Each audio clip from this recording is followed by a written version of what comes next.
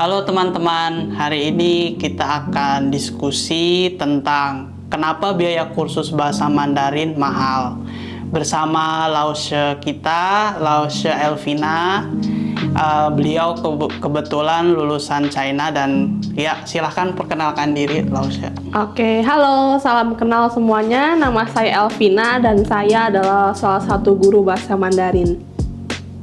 Ya, jadi Kak Elvina ini memang guru bahasa Mandarin di Lancar Mandarin. Dan langsung aja mungkin ya Laushe, kita langsung mulai. Pertanyaannya nomor 1, kenapa kursus Mandarin mahal menurut Laushe? Silahkan. Oke, jadi dalam bahasa Mandarin itu yang dipelajarin itu bukan cuma hafalan kata. Nah, dalam Mandarin itu ada nada, pelafalan, karakter Mandarin, dan struktur kalimat. Nah, jadi pengajarnya itu juga harus benar-benar terlatih. Nah, selain itu, guru yang berkualitas itu biasanya pernah tinggal di China atau lulusan China ya, dan selain itu dia juga punya pelafalan yang bagus. Nah, selain itu dia juga itu ngerti Mandarin yang dipakai di dunia kerja. Makanya biaya kursus Mandarin itu sering lebih tinggi dibandingkan bahasa yang lain. Oh, berarti kalau mau cepat bisa Mandarin emang harus sama pengajar yang berkualitas ya? Kalau menurut Laushe bisa nggak belajar otodidak dari YouTube? Oke, jadi untuk belajar dari YouTube itu bisa untuk mulai, tapi biasanya tuh sulit berkembang kalau sendirian. Jadi YouTube itu bagus untuk kenalan dengan Mandarin, lalu belajar kosakata dasar, dan latihan mendengar ya. Tapi yang sering jadi masalah itu gak ada yang koreksi nada. Nah, selain itu belajar jadi tidak terstruktur. Dan banyak orang yang akhirnya ngerti teori tapi nggak berani ngomong. Nah, jadi Mandarin itu bahasa yang perlu feedback langsung, terutama di pelafalan. Oh gitu, emangnya kalau salah nada itu bisa sefatal apa Laushe? Oke, jadi kalau misalnya salah nada itu bisa mengubah arti kata secara total. Nah, contoh yang paling terkenal nih, contohnya misalnya yang pertama, mama. Itu artinya ibu. Nah, tapi kalau kita ngomongnya maa, itu artinya berubah jadi kuda. Nah, kalau nadanya salah, arti katanya langsung berubah.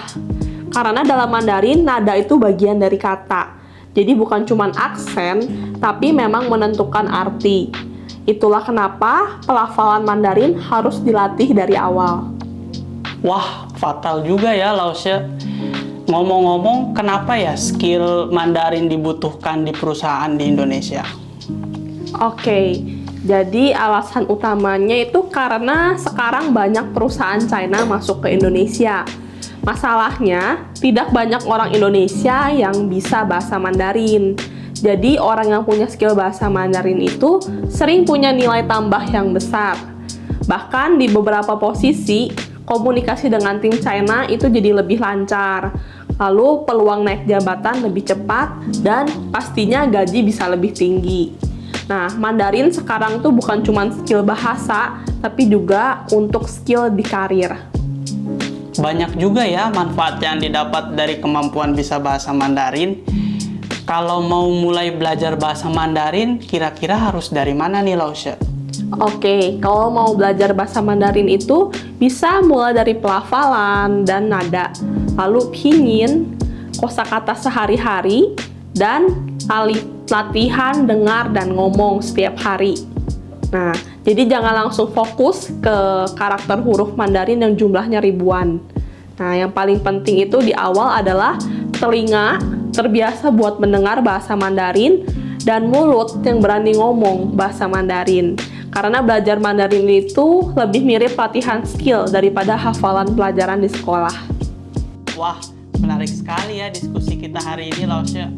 Kalau dari Laushe, apa nih pesan dan kesan buat teman-teman yang mau belajar bahasa Mandarin?